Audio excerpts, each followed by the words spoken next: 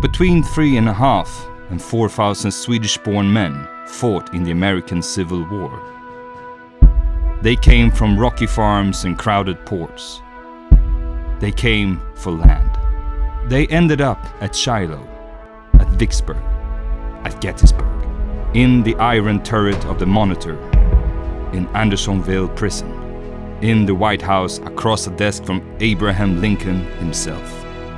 They helped decide the fate of a country that was not yet theirs. And most of America has forgotten they were ever there. For thousands of Swedes, this was no distant story.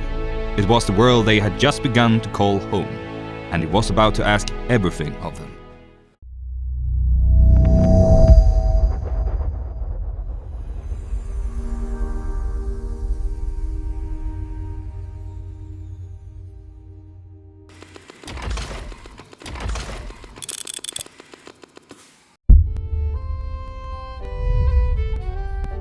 By the 1840s, Sweden was a country under pressure. Decades of peace had brought a population boom, but not enough land to feed it. Farms were divided and subdivided until many sons inherited nothing but debt. It was not only the soil, it was the soul of the country. Sweden was a society of 4 estates: nobles, clergy, burghers, and peasants. Each had its own rights, free with its own representation in the Riksdag, its own fixed place. A man born a peasant could become a soldier or a pastor. He could not easily become anything else. And many who tried felt the limits of their birth pressing on them every day of their lives. Harvests failed. Poverty spread. Then, from across the Atlantic, the America letters began to arrive, handwritten promises from neighbors and cousins already there. Here, the land is cheap. No lord tells you what to do. Work hard and you can own your future. The first wave wasn't the starving poor. It was the frustrated and the educated. In 1841, a disillusioned Uppsala student named Gustav Unonius sailed with his wife and a small group and founded New Uppsala in Wisconsin. His letters home, meant as a warning, were printed in Swedish newspapers and had the opposite effect. Readers saw a land where, as Unonius wrote, gentlemen and day laborer toiled side by side.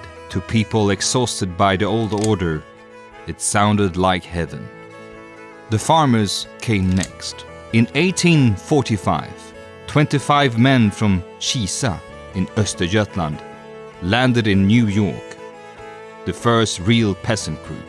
Their advice spread across Sweden. Bring 1,000 riksdaler, buy oxen and tools, and with hard work, you'll live like a lord. The religious refugees came too. In Sweden, dissenters faced fines, imprisonment, or exile. Erik Jansson, a self-proclaimed prophet, was jailed for publicly burning the works of Luther and other approved theologians. Books he believed stood between the believer and scripture. His followers broke him out. In 1846, he and roughly 400 of his followers founded Bishop Hill, Illinois, a communal, theocratic experiment whose colorful folk art still survives today. Over the next 8 years, more than 1,000 additional Johnsonites would cross the Atlantic to join them. The journey itself was brutal. Most sailed from Gothenburg to Hull, then Liverpool, then endured 8 to 14 weeks in the stinking holds of timber ships. Seasickness, typhus, and coffin ships claimed many before they ever saw land. Those who survived stumbled into New York, where conmen and runners tried to cheat them, but the sight of America silenced the complaints. Almost all kept moving west on channel boats, steamers, ox carts, chasing fertile land selling for $1.25 an acre. The soil felt right. The landscape echoed Sweden. Railroad companies printed glossy brochures in Swedish, promising paradise. Chain migration did the rest.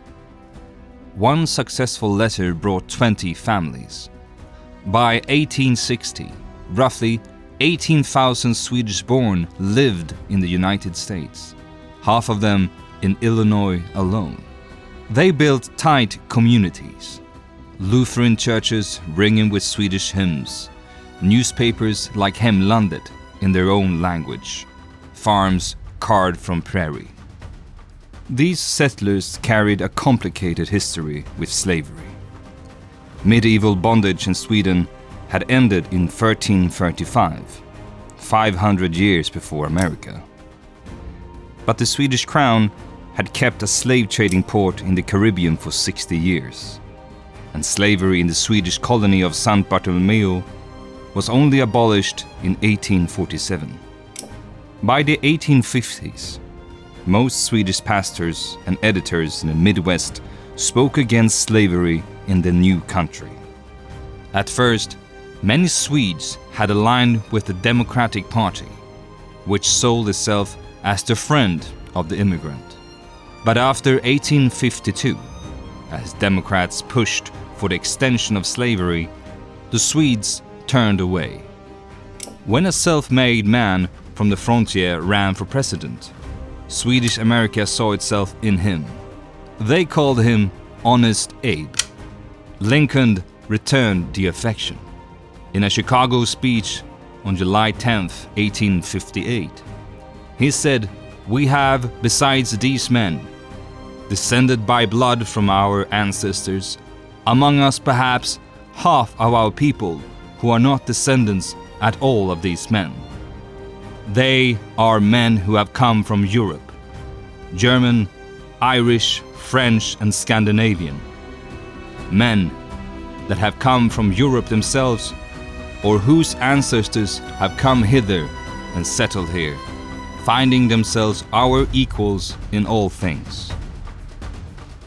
On November 6, 1860, the Swedes gave him their votes and helped sweep him into the White House. And among the men who had cast their ballots for Lincoln was a young immigrant in southern Minnesota. He was 28 years old. He had crossed the Atlantic 9 years earlier with nothing but ambition. His name was Hans Mattsson. He had been born in 1832 in Kristianstad County in Skåne, the son of a prosperous family with every expectation of a stable career. At 16, when Prussia invaded Denmark in 1848, he walked out of school and enlisted in the Vendes artillery regiment. 2 years in uniform changed him. He watched less capable men promoted simply because of their names. He grew tired, in his own words, of living the same day over and over again. In 1851, he left Sweden, boarded an emigrant ship called Ambrosius, and crossed the Atlantic to Boston. He worked railroads in Chicago. He moved west to the Minnesota Territory and founded a small settlement of log cabins he called Vasa. He married a woman from his home region in Skåne. He moved to the nearby Red Wing in 1856. The Panic of 1857 wiped him out within months. He started over. He studied law. He passed the Minnesota bar, and by 1859 he was city clerk of Red Wing, then auditor of Goodhue County. When the presidential election of 1860 came, he campaigned tirelessly among Swedes in Vasa and Red Wing to support Abraham Lincoln. He was now a committed Republican, convinced that the principles of the Union would have to be defended. As 1860 turned to 1861, that conviction was about to be tested. But as the sun set on 1860, Swedish America began to realize the freedom they had traveled 4,000 miles to find would not be kept through ballots alone. It would have to be defended with a rifle.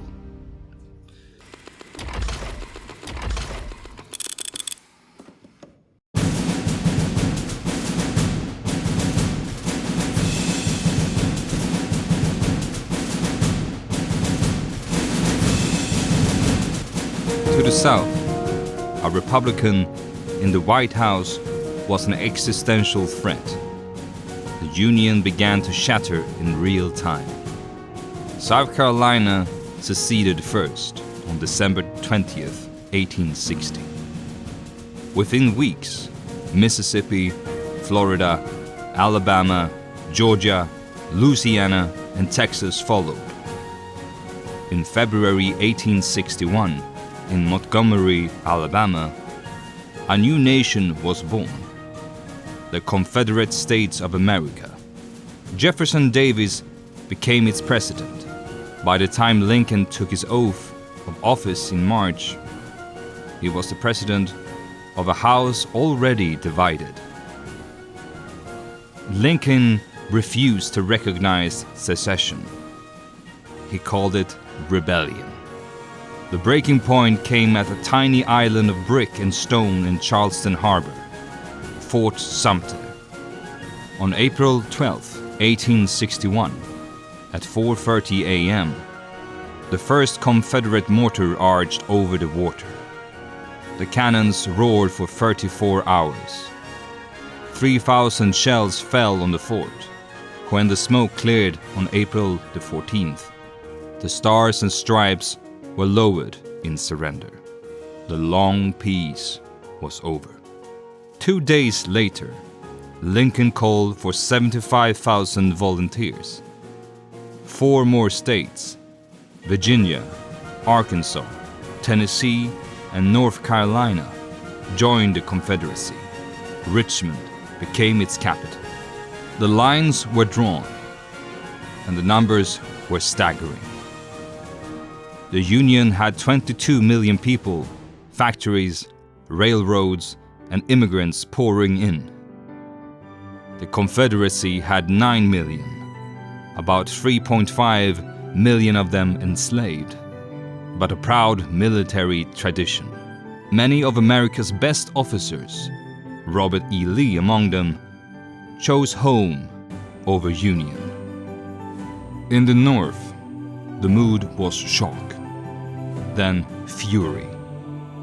Flags appeared in every window. Recruiting stations opened in taverns, churches, and warehouses. Newspapers printed extra editions 3 times a day. In New York that summer, a 36-year-old Swedish officer named Adolf Warberg watched it happen. Warberg was a topographical officer of the Älvsborg regiment who had taken leave from the Swedish army to find war experience in America. He had crossed the Atlantic from Hamburg in 14 days.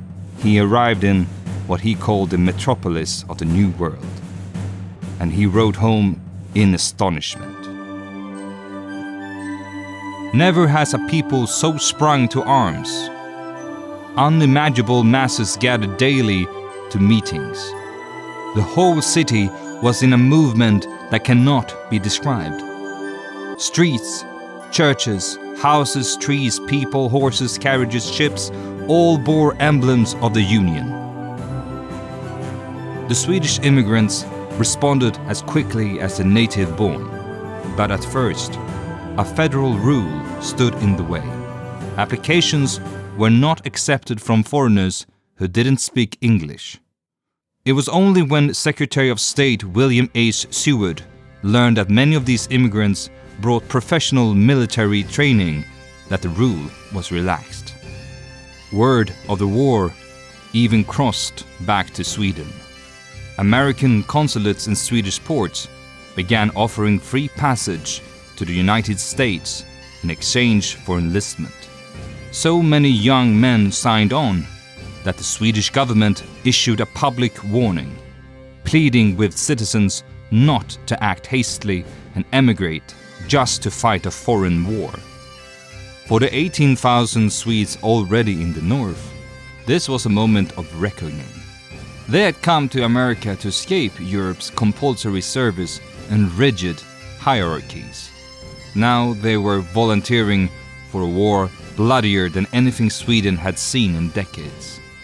Between 3,500 and 4,000 Swedish-born men would fight, almost all for the Union. Hans Mattsson, by now one of Swedish America's leading voices, published a stirring call to arms in the Minnesota papers. This country is in danger. We have the same duty as the native born.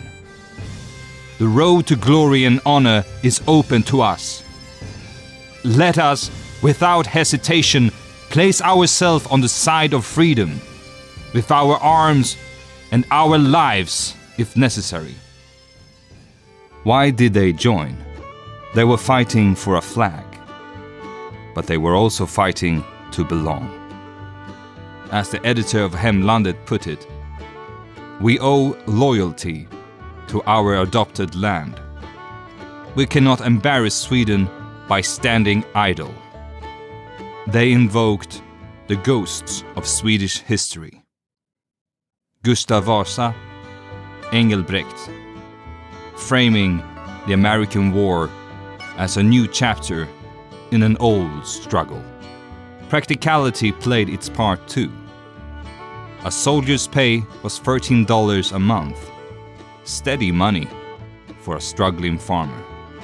Enlistment bounties could reach hundreds of dollars, enough to pay off a mortgage or buy more acreage. When the numbers allowed, the Swedes clustered together, islands of Swedish culture inside the Union Army. Company D of the 57th Illinois, known as the Swedish Union Guard, was led by Erik Forsse, a 12-year veteran of Swedish Army from Bishop Hill. Forsse's recruitment appeal in Hemlandet was a call to heritage. Countrymen and brothers, let us march off, side by side, in this most proper of all wars, to win renewed honor for the noble Scandinavian name. In Galesburg, another 100 Swedes joined the 43rd Illinois. In the North Woods, Company D of the 3rd Minnesota was filled with Scandinavians from settlements of Vasa and Red Wing. The 15th Wisconsin was so densely Scandinavian, it was simply known as the Scandinavian Regiment. Even the artillery had a Swedish flavor. Axel Silversparre's Battery H of the 1st Illinois Light Artillery earned an enduring nickname, the Swede Battery. The movement reached the Royal Palace itself. A small number of serving Swedish officers took leave to join. They brought European military discipline to raw American volunteers. King Charles V quietly provided letters of recommendation and some funds, but only for the Union side. These were farmers, laborers, and clerks, new Americans who still cursed in Swedish when the coffee was cold. They had crossed an ocean for opportunity. Now they were marching south into the fire to protect it. The slaughter was about to begin. Helping out White Tree History doesn't take much. You can support us on Patreon. As a little thank you, we'll put your name right in the video. Thanks in advance. It honestly helps us make these videos.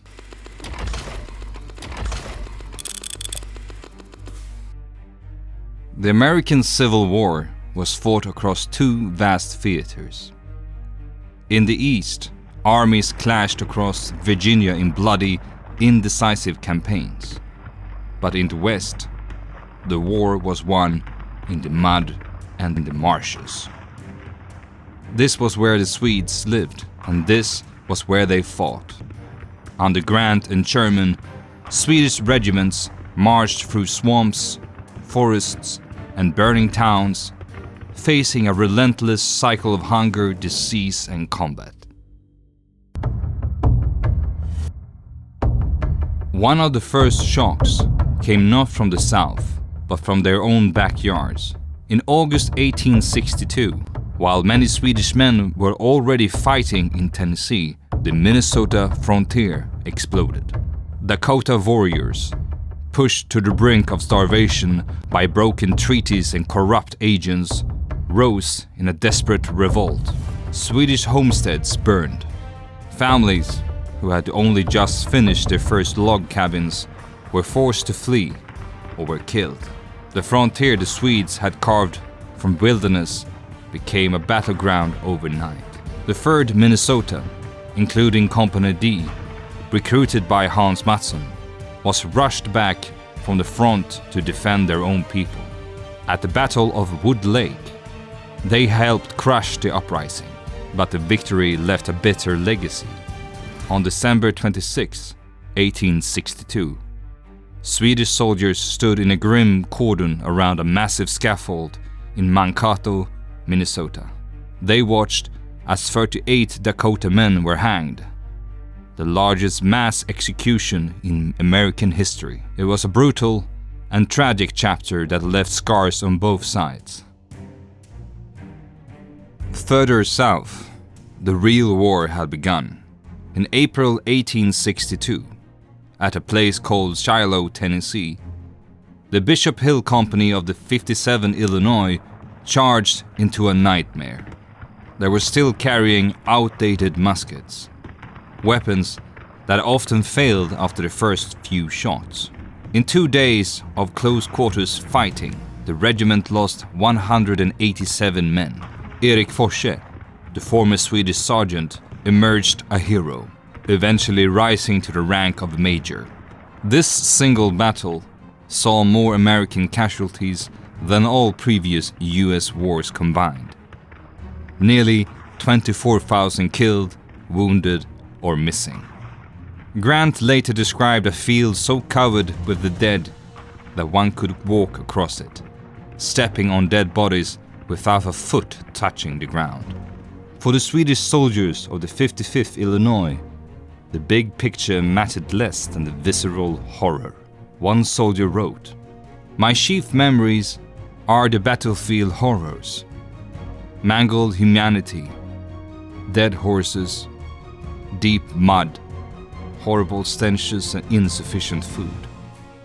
Letters home spoke of nights spent shivering in the mud, listening to the groans of the wounded, wondering if they would ever see Illinois again, yet they held their own ground." The commander of that regiment, the 55th Illinois, deserves a story of his own. His name was Oskar Malmborg. He had been born in 1820 on the island of Gotland, into a family of officers. His father was a lieutenant colonel. His uncle had fought in Sweden's Expeditionary Corps during the First Schleswig War. He served 8 years in the Westmanland Regiment, completed his examinations with the Gotland National Guard, and then walked away from the Swedish Army entirely. He crossed the Atlantic and almost immediately enlisted again, this time in the US Army, where he served through the Mexican-American War. When that war ended, he settled in Chicago. He became an immigration recruiter for the Illinois Central Railroad, traveling regularly between Chicago and Swedish ports, promoting Illinois as the Framtidsland, the land of the future. The United States government offered him the post of Swedish-Norwegian consul in Chicago. He turned it down. The Civil War had broken out, and Illinois needed officers more than it needed diplomats.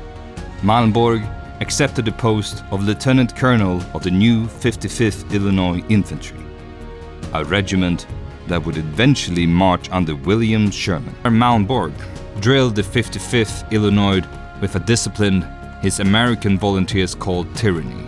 They nearly mutinied against him.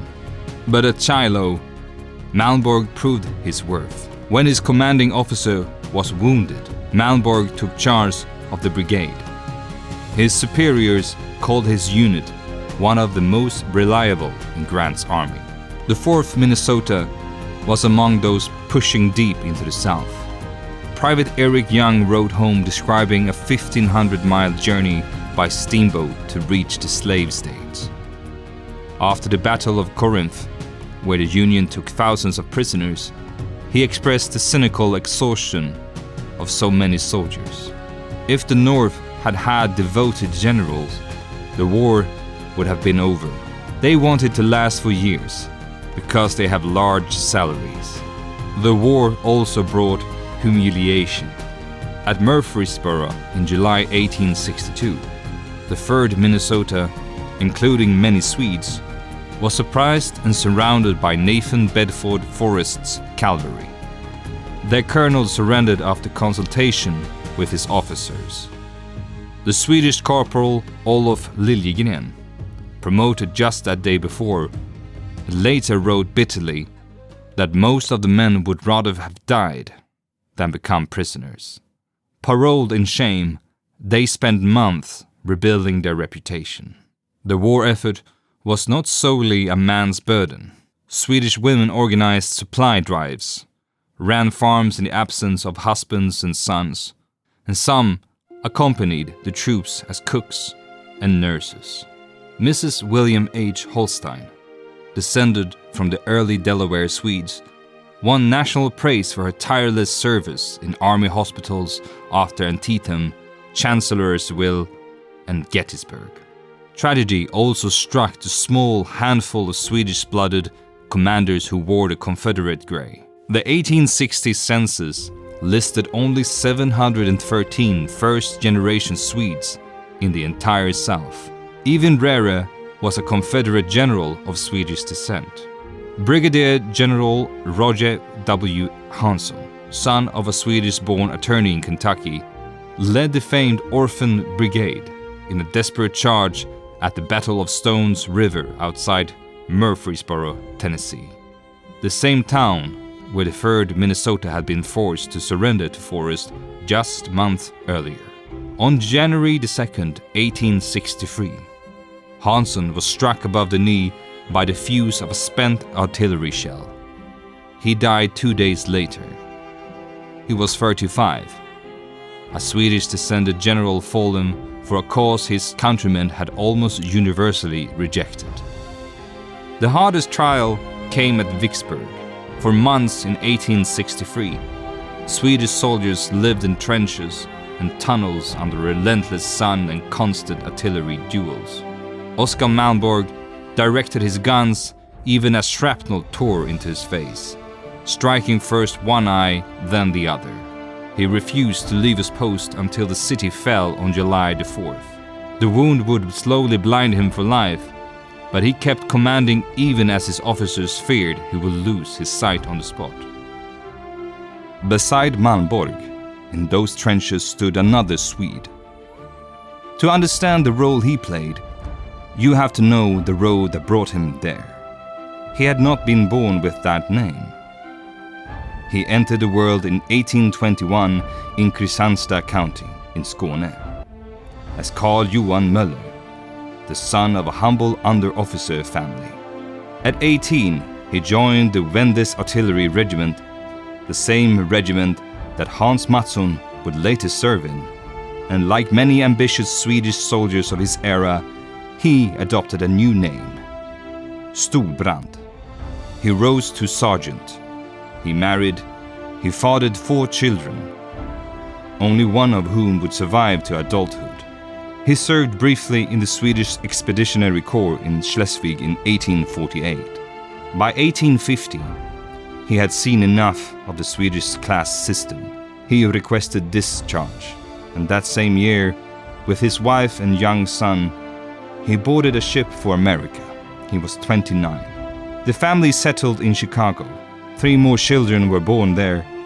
Storbrand inserted himself into the city's Swedish community with characteristic energy. He helped found Sällskapet Svea, the most important Swedish society in Chicago. He served as its first chairman. He campaigned for Lincoln. By the late 1850s, he had been appointed secretary to the Chicago Police Court as a reward for his Republican work. When the war broke out in April 1861, Stolbrand did not hesitate. Using Svea's network, he organized a volunteer artillery battery of about 70 recruits, 10 of them Swedes. The battery became Battery G of the 2nd Illinois Light Artillery, with Stolbrand as captain. His rise was immediate. Within months, he was a major. By 1862, he was chief of artillery for the entire 17th Corps under Logan, placed at the heart of the Army of the Tennessee, the army of Grant and Sherman. Sherman himself said of him, "A brave man, and there's no better artillery officer in the entire army." It was Stolbrand who directed the guns at Vicksburg alongside Malmborg. He led the guns that paved the way for Sherman's drive into Georgia and the march to the sea, tearing through the heart of the Confederacy. In April 1864, in the heat of the Atlanta campaign, Stolbrand was captured by Confederate patrol. He was sent to Andersonsville, the notorious Georgia prison camp where thousands of Union prisoners would die of disease, exposure, and starvation. Stolbrand escaped on his second attempt, slipping through enemy lines to rejoin his command. By early 1865, Stolbrand had done everything the Union could ask of a soldier. He had raised his own artillery company. He had fought across the Mississippi Valley. He had served as chief of artillery for an entire corps.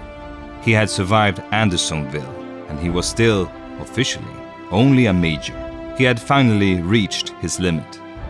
He prepared to resign his commission and return to civilian life. General William Sherman, who was not a man easily impressed, intervened. Sherman told Stolbrand not to resign through the normal channels. Instead, he handed him a sealed dispatch and gave him a remarkable instruction: deliver the resignation to the President Lincoln personally. Sherman rode ahead to the White House. Stolbrand did not know what was in the dispatch. When Stolbrand arrived in Washington in early 1865, exhausted from war and prison, he was brought directly to the President. Lincoln stood. He stepped forward. He shook the artillerist's hand warmly and greeted him with 3 words. "How are you, General?" Stolbrand protested. He was not a general. He was a major. He had come to resign his commission. Lincoln smiled, calm, almost amused, and explained that the matter had already been settled. Stolbrand was a general now. The papers would be signed that day. In that instant, the entire wartime service of Carl Johan Möller, the boy from a cottage in Skåne, was officially recognized. Brigadier General Charles John Stolbrand, United States Volunteers. He was the only Scandinavian-born general officer in the entire American Civil War. But while the masses fought in the West, individuals changed history in the East. Count Ernst Matthias von Wegesack was born on Gotland in 1820 into a family where military service was almost a birthright. At 15, he joined the Visby Jäger Company. At 19, he was commissioned as an officer. His career carried him through the Gotland National Guard, into the Dal Regimentet, and even across the Atlantic to Sweden's tiny Caribbean colony of St. Bartholomew. By 1861, he was 41 years old. Despite decades of service, he felt stalled. Advancement came painfully slow in Sweden's peacetime army. He wanted to prove himself in a real war. He took leave from the Swedish army and crossed the Atlantic, carrying a royal letter of recommendation. In Washington, he was received first by Secretary of State Seward, and soon afterward, he was granted an audience with the President of the United States himself. His description of that first meeting with Abraham Lincoln remains one of the most vivid accounts of the president written by any Swede. He looked exactly like a village shoemaker. What a tie! And his trousers were ragged. He had clearly been treading on the hems. But he was one of the most lovable and heart-winning people I have ever met. Von Wegesack left the meeting impressed. Von Wegesack, hungry for advancement, served as an aide-de-camp through the Peninsula Campaign and beyond. At Gaines' Mill, he rode under heavy fire delivering orders, and when his regiment's officers were cut down, he rallied 1,300 retreating men and held a forest line for 2.5 hours under near encirclement. At Antietam, the bloodiest single day in American history, he led the German Turner Regiment, the 20th New York Volunteers, forward into the center of the line, the regimental colors in his hand, riding personally at the head of his men. The scene was famous enough to be illustrated in Harper's Weekly that October. He would later receive the Medal of Honor for his actions. When his term of service ended in 1863, von Wegesack rode at the head of his regiment as it marched back into New York City. Swedish immigrants lining the streets watched one of their own honored so publicly and felt a surge of pride. At sea, the mind of a Swedish engineer revolutionized naval warfare. John Ericsson was born in Värmland in 1803. After service in the Swedish army, he moved to England, then to the United States in 1839, with hundreds of inventions to his name. Among them, a working screw propeller. When the Union needed an answer to the Confederate ironclad Virginia, Ericsson wrote directly to Lincoln, "I seek no private advantage. Attachment to the Union alone impels me to offer my services at this fearful crisis." At first, the letter received no reply. Nobody in the Navy was interested. Then, in the autumn of 1861, whispers reached Washington. The Confederacy was building an ironclad warship of its own. Suddenly, everybody in Washington wanted to know what John Ericsson could do. He was brought before a Navy review board. They asked questions. He answered. They hesitated. They had never seen anything like what he proposed, almost as he was being dismissed from the room. Ericsson turned and confronted them. "Gentlemen, after what I have just said to you, I consider it your duty to your country to give me the order to build this ship before I leave this room." Hours later, the contract was approved. He was given a budget of $275,000 and a deadline of 100 days. What the board did not know was that Ericsson had already started building the ship weeks earlier at the Continental Iron Works in Greenpoint. He had begun cutting metal. He lived at the shipyard. He slept in the foundry. His ironclad, the USS Monitor, with its radical rotating turret, fought the Virginia to a stalemate at Hampton Roads in March 1862. Neither ship sank, but the age of wooden navies had ended in a single afternoon. Ericsson's turret would shape warship design for the next century. 6 Swedes were among the Monitor's crew. Their names are still preserved in the ship's rolls. Georg Fredriksson, M.T. Sundström, John Stocking, Charles Sylvester, Charles Peterson, and Hans Andersson. At one point during the battle, 2 of them, Charles Peterson and Hans Andersson, broke orders and double-loaded their cannon. Andersson later remembered the moment. Then it tore loose, and when we looked out through the gun port, we saw that the Merrimac had a hole so big you could have driven through it with a horse and wagon. The 2 guns inside the Monitor's turret had been designed by another man of Swedish descent, and his story is one of the strangest of the entire Civil War. because it is the story of two brothers who ended up on opposite sides of it. Their father was Bernhard Ulrich Dahlgren. He had crossed the Atlantic with almost nothing and settled in Philadelphia, where he built a fortune in real estate and banking. Married an American woman and raised 3 sons. When he died in 1824, the 2 oldest, John and Charles, were forced to leave school and support the family. John joined the United States Navy. Charles took a job at a bank in New Orleans. Decades later, John was one of the US Navy's brightest minds. Charles owned a Mississippi plantation, 200 slaves, and 2,800 hectares of farmland near Natchez. When the war broke out, the 2 brothers split. John stayed with the Union Navy. Charles became a Confederate brigadier general. John Dahlgren had become known across the Navy as the father of American naval ordnance. His massive smoothbore Dahlgren guns were the backbone of the Union blockade. He became one of Lincoln's closest confidants. Lincoln once said of him, "When I am depressed, he gives me comfort and courage." But the war cost Dahlgren dearly.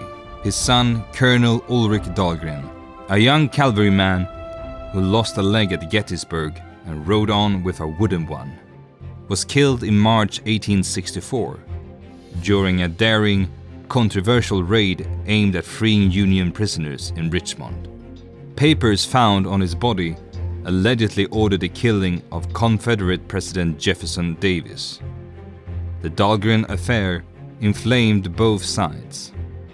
The papers were denounced as forgeries by Union commanders.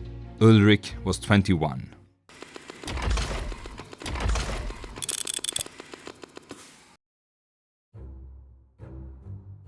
In April 1865, the guns finally fell silent. The cost was staggering. Between 620,000 and 750,000 Americans lay dead. Tens of thousands had died in the squalor of prisoner of war camps. An unknown number of civilians had been lost to hunger and fire. Yet from the ruin, a new nation had begun to take shape. One without slavery. Nearly 4 million enslaved people were free. For the thousands of Swedes who had fought, marched, and bled, the war became the dividing line of their lives. Most returned to the Midwest to build the communities they had fought to save. Hans Mattsson went home to Minnesota, but he was no longer just an immigrant farmer. He was a war hero. He served 2 terms as Minnesota's Secretary of State, the first Swedish American elected to high office in the state. He founded newspapers and worked tirelessly to bring more Scandinavians across the ocean, turning the frontier into a Swedish heartland. President Garfield later sent him as US Consul General to India. Others sailed back to Sweden, carrying medals and scars they could never have earned in peacetime. Ernst von Wegesack received a gold medal and an honorary sword from King Charles V. He commanded the Västerbottens Fältjägarkår, then the Hälsinge Regiment, and served as a military commander on Gotland. In 1884, he was promoted to Major General and General Commander of the 5th Military District. He sat in the Riksdag, married in 1865, and died in Stockholm 1903. Proof that the American war had opened the doors that Sweden's peacetime army had closed. Some stayed to help rebuild the broken South. Charles Stolbrand, the artillery genius of Vicksburg, settled in Beaufort, South Carolina. He ran a plantation, served as a superintendent of the state penitentiary, and helped draft a new state constitution. One of the few Swedish voices in the chaotic years of Reconstruction. He was buried with full military honors in Arlington National Cemetery. And then there were those who paid a price that lasted a lifetime. Oskar Malmborg, the iron-disciplined taskmaster of Shiloh and Vicksburg, returned to Chicago nearly blind from the shrapnel that had torn into his face. He published his memoirs at the personal urging of General Sherman. Then, surrounded only by the memories of battles he could no longer see, he settled quietly in Visby on Gotland, his home island, where he died in 1880, aged 60. He donated his sword to the Gotlands Museum. John Ericsson continued to invent until the very end. He died in New York in 1889. His body was carried back to Sweden aboard the USS Baltimore by special order of the United States Navy, an honor reserved for very few. Today his statue stands in Battery Park in Manhattan, and his memorial in Washington stands a stone's throw from Lincoln's. And one more man closed his own circle. On April the 14th, 1865, 4 years to the day after Fort Sumter fell, a United States Navy officer stood on a deck of a Union ship in Charleston Harbor. His name was John Alexis Edgren. 4 years earlier, he had heard the first shots of this war from almost this same stretch of water. Now he stood among the crowd as General Robert Anderson, the same officer who had surrendered Fort Sumter at the war's beginning, raised the stars and stripes again over the ruined walls of the fort. The circle had closed. Far too many never returned at all. Their names survive only in faded muster rolls, or in a single haunting line in the Swedish parish register. Emigrated to America, not heard from again. Their impact did not vanish with the smoke of the muzzle loaders. They had helped secure the Union's victory. Their letters home, filled with pride, horror, and a new American resolve, helped fuel the greatest wave of Swedish emigration in history. Encouraged by the 1862 Homestead Act and the stories of soldier heroes, more than 1.3 million Swedes would follow in their footsteps. In America's darkest hour, they offered something far greater than labor. They offered their skill, their courage, and their lives. They stepped into a conflict not their own, and helped decide the fate of a nation that would become the home of millions of their descendants.